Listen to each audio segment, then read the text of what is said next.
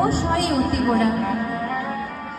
আমাদের যদি কারোর বাড়িতে সোনা থাকে মা, ধরুন পাশের বাড়ির কোনো দিদি একটা সোনার চেন কিনে নিয়ে এসেছে, এবার আপনাকে বললো যে দিদি আমি একটা সোনার চেন কিনে নিয়ে এসেছি, তুমি দেখতে যাবে।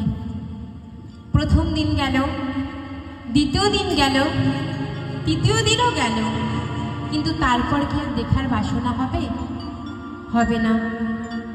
কিন্তু আমার গৌর সোনাকে যে একবার অঙ্গে ধারণ করে, সোনার পরশে সেও সোনা হয়ে যায়।